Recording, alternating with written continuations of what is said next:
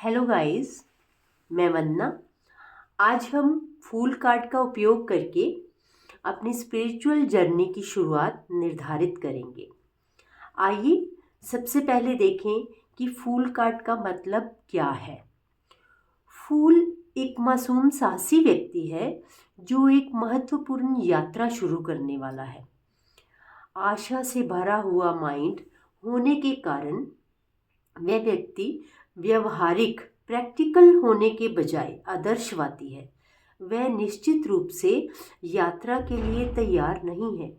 उसके पीछे पीछे चलने वाला छोटा कुत्ता उसे आने वाले खतरे से अवेयर करने की कोशिश करता है, लेकिन फूल व्यक्ति चट्टान से नीचे उतरने के जोखिम में पूरी तरह अनजान है।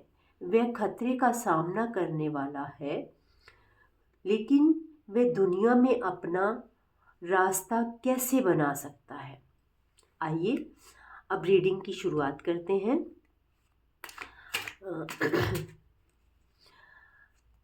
पहला कार्ड आपकी और आपकी स्थिति को दर्शाता है। दूसरा कार्ड आपकी स्पिरिचुअल जर्नी में आने वाले जोखिम को दर्शाता है। और तीसरा कार्ड इस यात्रा में आपकी यात्रा में पोटेंशियल रिवार्ड्स को दर्शाता है। और चौथा कार्ड आप इस यात्रा से क्या हासिल कर सकते हैं। और पांचवा कार्ड आपकी यात्रा में क्या एडवाइस और संभावित रिजल्ट निकलेंगे, ये दर्शाता है। आइए अब हम कार्ड्स को वन बाय वन एक एक करके रिवील करते हैं। पहला कार्ड पेज ऑफ स्वॉर्ड्स का है। ये कार्ड बताता है कि आप इस समय एक क्यूरियस लर्नर की भूमिका में हैं। पेज ऑफ स्वॉर्ड्स आपके भीतर मौजूद एक युवा चंचल ऊर्जा और इंटेलेक्चुअल क्यूरियोसिटी का प्रतीक है। द फूल का साथ होने से ये संकेत मिलता है कि आप एक नई आध्यात्मिक यात्रा की शुरुआत करने वाले हैं, जिसमें आपके सवाल और सीखने की जिज्ञासा आपका मार्गदर्शन करेगी। आप अपने विचारों को खुले दिमाग से देख रहे हैं, लेकिन कभी कभी ये ऊर्जा थोड़ी इम्पल्सिव भी हो सकती है। आपको अपने उत्साह को डिसिप्लिन के साथ संतुलित करना होगा। और ये कार्ड संदेश ये देता है कि ये समय नई जानकारियों को इकट्ठा करने और अपने विचारों को स्पष्ट करने का है। अपने उद्देश्य को समझने के लिए सवाल पूछते रहें और सावधान रहें कि अत्यधिक चिंतन आपके रास्ते में बाधा ना बने। आध्यात्मिक दृष्टिकोण से ये कार्ड दिखाता है कि आप अपनी ट्रुथ खोजने की यात्रा पर हैं। Keep your mind sharp and your heart open. आइए अब हम दूसरा कार्ड रिवील करते हैं।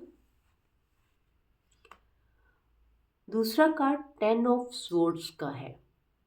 10 ऑफ स्वॉर्ड्स एक गहरे एंडिंग या बेट्रियल यानी धोखे का प्रतीक है। ये कार्ड बताता है कि आपकी आध्यात्मिक यात्रा में सबसे बड़ा जोखिम है बर्नआउट या भावनात्मक चोट। द फूल के साथ ये संकेत देता है कि आप अतीत के दर्द को पीछे छोड़ने की कोशिश कर रहे हैं, लेकिन अगर सावधानी नहीं बरती तो आप ओवरवेल्म या निराशा का सामना कर सकते हैं। आपके रास्ते में कुछ पुरानी आदतें, संबंध या विचार आपकी प्रगति में बाधा डाल सकते हैं। ये कार्ड आपको चेतावनी देता है कि इस यात्रा पर आपको कठिन इमोशनल लेसन्स का सामना करना पड़ सकता है। और ये संदेश देता है कि let go of the past. पुराने दर्द और असफलताओं को छोड़ने का समय है। ये कठिन लग सकता है, लेकिन हर अंत एक नई शुरुआत का संकेत भी है। अपने अंदर रेजिलियंस और फेथ बनाए रखें, क्योंकि यही आपको कठिन समय से बाहर निकालेगा। आइए अब हम तीसरे कार्ड को रिवील करते हैं। तीसरा कार्ड टू ऑफ वांड्स है। टू ऑफ वांड्स संभावनाओं और प्लानिंग फॉर एक्सपेंशन का संकेत है। द फूल के साथ ये बताता है कि आपकी आध्यात्मिक यात्रा आपको एक नए दृष्टिकोण और अवसरों की दुनिया से जोड़ सकती है। इस यात्रा में आपका सबसे बड़ा इनाम होगा विजन और अपने भविष्य को स्पष्ट रूप से देखने की क्षमता। आपके पास अपने विकल्पों को समझने और उन्हें लागू करने की ताकत होगी।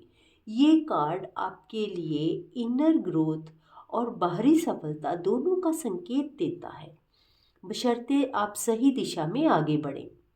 और साथ में ये संदेश देता है कि एक्सप्लोर योर ऑप्शंस। ये समय आपके लिए नई संभावनाओं को परखने का है। अपने सपनों और लक्ष्यों को स्ट्रेटेजाइज करें और उनकी ओर आत्मविश्वास से बढ़ें। ये यात्रा आपको एक ग्लोबल पर्सपेक्टिव देगी जो आपकी आध्यात्मिक और भौतिक दुनिया को जोड़ने में मदद करेगी। अब हम चौथे कार्ड को रिवील करते हैं। चौथा कार्ड एस ऑफ वांड्स का है। एस ऑफ वांड्स नई ऊर्जा, इंस्पिरेशन, क्रिएटिव पोटेंशियल का प्रतीक है। द फूल के साथ ये दर्शाता है कि इस आध्यात्मिक यात्रा से आपको एक नई शुरुआत, जोश और अपने अंदर छुपी रचनात्मकता को पहचानने का अवसर मिलेगा।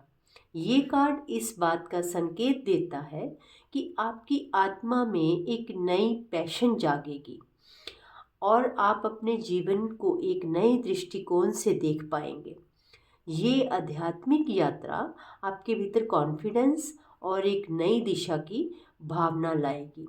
और साथ ही ये संदेश देता है, इग्नाइट योर इनर फायर। इस यात्रा से आपको अपनी ट्रू कॉलिंग पहचानने का मौका मिलेगा।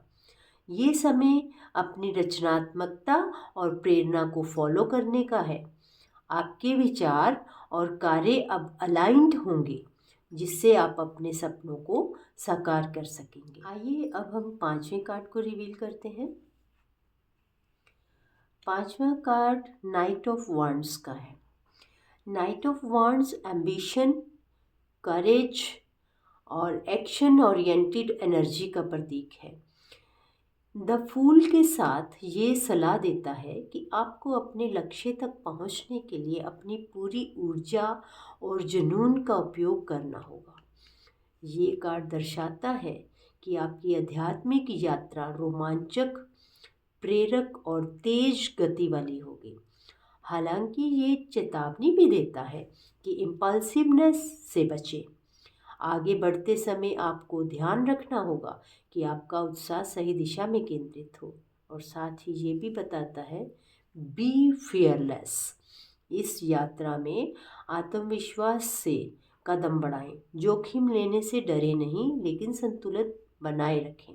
स्टे फोकस्ड, अपनी ऊर्जा को बिखरने ना दें।